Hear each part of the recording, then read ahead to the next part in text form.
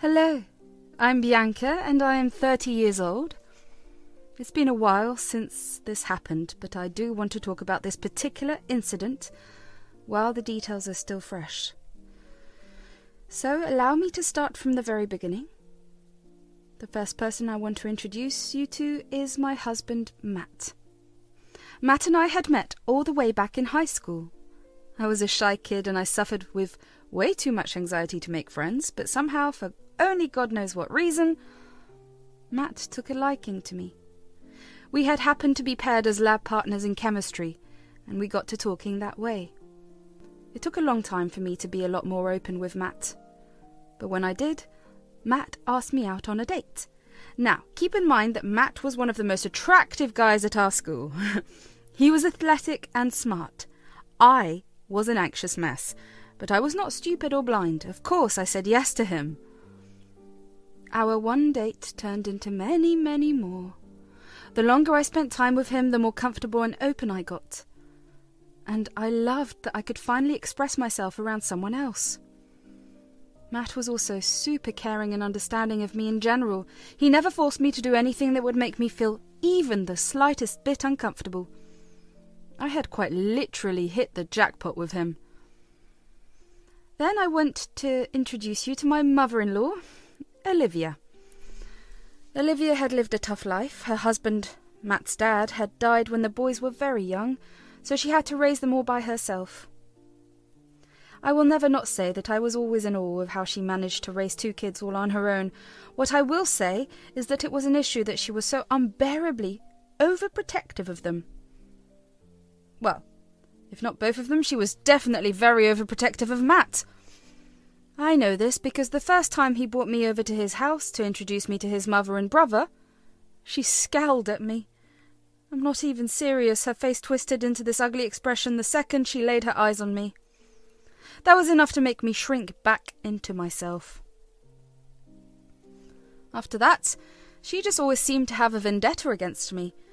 She never let up the opportunity to talk trash about me. I didn't pay it much mind initially, but when I heard them every time I was over, or just happened to run into her, it started to get to me. So I spoke to Matt about it because Olivia always only spoke that way to me whenever Matt wasn't around. The next time we were at dinner with his mum, and she made a rude comment about my appearance right as Matt was leaving the room, he walked right back in and confronted his mum about what she said. "Mum, you can't say things like that!" "What? What are you talking about? Don't play dumb. Both you and I know that you just said something really rude about Bianca's appearance.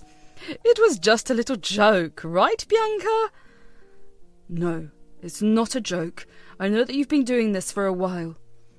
"Do you even know how much effort she puts in to impress you, even though you just treat her like crap? Oh, please. There's no need to make a big deal out of nothing.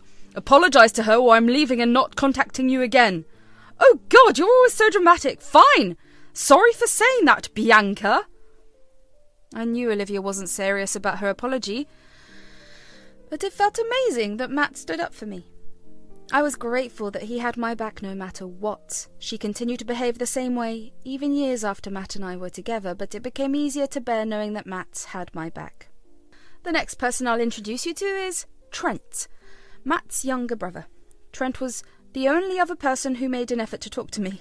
He took an interest in getting to know me, and because he was Matt's family, being comfortable around him was a lot easier. We happened to share a lot of the same interests and in general got along really well. Matt was actually really happy that I got along with at least one of his family members. For the longest time, I really thought that I had made a special friend with Trent. But well, as I tell you the events of the story, you'll realise just how wrong I was. And the last person I want to introduce you is Rachel, Trent's wife and my sister-in-law. Now, Rachel was the kind of person to bend over backwards to please someone else regardless of whether the person was right or wrong. So when she met Olivia for the first time, they got to talking, and Rachel pretty much agreed with every view that Olivia had about me. Pretty soon, Rachel became Olivia's partner in everything that they did against me. That really hurt me. I mean, Rachel didn't even know me. She even made an effort to get to know me. But she hated me because Olivia did. Over time, I learnt to let go of it, but coming back to my relationship with Matt. We decided to get married once we were both financially stable. That took about 3 years after graduating college. Once we had well-paying jobs and were able to purchase a house, we decided to tie the knot. Of course, Olivia was not happy with that. She tried to sabotage our relationship in many ways while we were engaged. For example, she tried to convince Matt that he was settling for me without ever having gone out with anyone else. She tried to set him up on dates with other women, which he vehemently disagreed with. That one really hurt. I knew she didn't like me, but to actively try to make her son a cheater... Something was deeply wrong with her. Matt had spent days assuring and reassuring me that he would never cheat on me and never listen to anything his mother had to say about me. I knew he would never do it, but just the fact that Olivia was trying to get him to do it hurt. At our wedding, Olivia pulled another stunt to disrupt the good mood we were all in. When it was her turn to make a toast, she began to talk about how her son was marrying a woman she disapproved of and genuinely hoped that he would come to his senses soon and leave me. I cried, obviously, but Matt was furious. He had her kicked out, and for the rest of the night, he never left my side. That incident was what made Matt and I lose contact with Olivia. We didn't speak to her, except for the holidays, for the entirety of the next 2 years. We only saw her at Trent's wedding. We tried our best to avoid her because, quite frankly, we were happy for Trent. We were trying to celebrate his big day. But somehow Olivia managed to corner us and she asked to talk. Matt didn't want to give her a chance, but I asked him to let her speak. After all, we could hear her out, but we didn't have to accept what she said. "Look, I just wanted to say that I'm really sorry for everything I said that day at your wedding. If you were really sorry, you would have come over to our place and apologized. You had 2 years to do it, but you never did. I was embarrassed. There was no way for me to behave on my son's big day, and I should have realized that if my son was happy, I should have been happy too. I guess I just didn't have the courage to face you." "Okay, but we did call you on the holidays and your birthday. Even if you couldn't apologize face to face, you could have done it over the phone." "It was just very hard for me, okay? I'm still doing it. I'm owning up to my mistake. I'm sorry." "I'm still angry with you, and if Bianca doesn't forgive you, we'll go back to the way we've been operating these past 2 years. I liked that Matt allowed me to have a say in it. Unfortunately, I was very big on keeping family close, so of course I told her I forgave her. I didn't want Matt to be estranged from his only parents. Olivia seemed very grateful, and for a while after that she treated me well. Then, about a year later, she went back to her old ways. Only this time Rachel joined her too. They would constantly mock me, be it in things I said or did. It didn't matter because they always found a way to make fun of me. I tried my best to let go of things and kept Matt calm too. I knew that if either of us said or did anything, it would only end with us cutting all ties with Olivia, and I didn't want that for us. But one weekend, Matt and I were rudely interrupted by Olivia, Rachel, and Trent. It was supposed to be a weekend where Matt and I would sleep in and catch up on a bunch of shows that we had started watching. But that plan went out of the window when we heard banging on the front door. I lazily made my way to the door, and as soon as I opened it, Olivia and Rachel pushed past me and walked in. Trent followed them too. Each of them held a box that looked a little heavy. As Matt walked over to the living room, I could see that he was just as confused as I was. "What's going on? What are you guys holding?" "This right here is proof." "Proof of what?" "Of you having an affair." "Excuse me? What?" "What makes you think that I've been having an affair? I always knew there was something wrong with you, and I was not alone." "I felt the same way too. I mean, at every family gathering you suddenly had work. Once or twice it's fine, but every single time, that's suspicious." "It's not suspicious. I'm literally an on-call nurse. You guys just happen to be there whenever I get called, and I get called in other times too." "Wow, you're bold. You're lying right to our faces when we have proof." "Matt, I swear, I haven't ever cheated on you. I don't know what proof they have in there, but I promise you it's not me." "Calm down, Bea. It's okay. I doubt you'd ever cheat on me. I'm just curious to see what Mum and Rach found. Believe me, your views about your wife are about to change once you see them. How did you even get this evidence? Rachel and I hired a private investigator who followed Bianca around for the last 6 months. We just got the evidence from the PI's office and we came here straight away. That's beyond creepy and violating. What the hell is wrong with you guys? You have no say in anything, you cheating piece of crap. Enough! Let Bianca and I see the evidence. I was furious at this point. What had I ever done to these two? I had always made sure that I had been out of their way, and yet they tried to come between Matt and I. And to hire a private investigator to follow me around for 6 months, that made my skin crawl. Who did something that deranged? All to get rid of someone they didn't like? I was more than curious to see what these results were. Matt looked at me, and for a moment we had a silent understanding that everything was going to be okay. Matt knew I could never cheat on him. The reason? I have really bad social anxiety. It's almost crippling. It takes a long while for me to get comfortable with someone. He knows firsthand how he had struggled to get me to even talk to him. The last thing I could possibly do is talk to some stranger and sleep with them.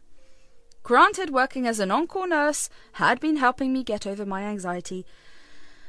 I would come home after work and just shut down for the next few hours. And Matt had seen and dealt with all that from the start of our relationship. I had never met someone who was so understanding and patient. I had always thought that I would end up being single for the rest of my life. So, when the universe dropped the perfect guy for me in my lap, why the hell would I do something so horrible to him? We opened one of the boxes and saw quite a large number of pictures, and there were some of the investigator's notes paired along with them. But in all of those pictures, there weren't any clear faces. This woman did look shockingly like me. For a second, my heart did drop. I turned to look at Matt, and his face had drained of colour. I began panicking, so I searched the pictures for any signs that might prove that it wasn't me. I could hear Olivia and Rachel sniggering behind me. I was so close to giving up and crying until I came across this one picture, where this girl had a tattoo on her right arm. I had no tattoos. I showed the picture to Matt, and his fear turned to confusion. It was like we were speaking in a silent language. I immediately knew that we had to figure out whose pictures we were looking at. We opened the other 2 boxes and began to scour through those pictures and notes. And that's when, in one of the notes, the investigator mentions me getting into a car with a particular license plate. That license plate looked very, very familiar. I couldn't quite put my finger on it, so I showed it to Matt. He took one look at it and burst out laughing. All of us stared at him in confusion. Matt then leaned down to my ear and whispered whose car it was. I was so shocked that I couldn't help but burst out laughing too. Olivia, Rachel and Trent looked very confused now. They waited for either Matt or me to explain what we were laughing about. But that never happened, because Matt and I kept going through the pictures and just laughing even more. This made Olivia and Rachel really irritated, so they spoke up. What's going on? Why are you guys laughing at the proof of Bianca cheating? Yeah, are you one of those couples that don't mind a third person? Oh God, no. Absolutely not. We just found out something really, really funny. What could possibly be funny about cheating? Oh, that's not me in the pictures. Yes, it is. We looked through a couple of the pictures and it's definitely you. Look at this one picture. See the tattoo on the girl's hand? Yeah, Bianca doesn't have any tattoos. What? What if it was a temporary one she put on so she could avoid getting recognised? I honestly hate having tattoos on me. I've never even put a temporary tattoo on me. Okay, well, we made a mistake. What's so funny about that? What's funny is the identity of the man in these pictures. The man? You can barely make out who that is. How do you know who he is? Because of the investigator's notes. Here, take a look at that car plate. Do the numbers look familiar? Rachel grabbed the paper out of my hand. Olivia and Trent gathered around her to read the paper. As soon as they read it, I could see the range of emotions that they experienced. Olivia's eyes grew wide and her mouth fell open in shock. Rachel's face went white, while Trent began sweating profusely. You see, the number plate was that of Trent's car, and the more you look through the pictures, the more you begin to clearly see that the man was Trent. Matt silently passed the pictures over where Trent's face was almost clearly visible, save for either a mask or a pair of sunglasses that he used to cover his face. Now, I didn't know why Trent was cheating on Rachel, but I must admit that it was really sweet to see Rachel's world come crumbling down the same way she wanted mine to fall. I was curious to find out why Trent was cheating, but I decided to just let Olivia and Rachel start the drama. I retreated and stood next to Matt. We were both trying our hardest not to break into laughter. "Trent? What is this? Are you cheating on me?" Listen, I can explain. Are you serious? This is not how I raised you. I'm sorry, but I never loved Rachel to begin with. What? Are you serious? Unfortunately, yeah. Why? What did I do that was so wrong? You didn't do anything wrong, Rach. I was just... Just what? Spit it out! You can't possibly hurt me more than this. I was just in love with someone else from the start. Who was it? Bianca. What? Excuse me? What the hell is wrong with you, man? Really? You were in love with Bianca? You chose this ugly witch over me? Why? Since when? I've been in love with her since Matt introduced her to us. She was just so beautiful, and she was calm and quiet. I don't know, I liked that. Plus, when she did get comfortable enough with me, I found out that we shared a lot of the same interests. Oh God, I'm going to be sick. So you found someone who looked just like Bianca? I knew you guys were already trying to ruin their marriage. I sort of hoped I could speed it up, and if they did get it divorced, I could swoop in and have her. First of all, she is not some property that you can have. Secondly, get the hell out of my house. You are sick and twisted and beyond any help. I hope you rot. Never come back. Never speak to me or Bianca again. As for you guys, Mum and Rachel, I want you out too. But we didn't even do anything. You did enough. I entertained your little game, but now I am done.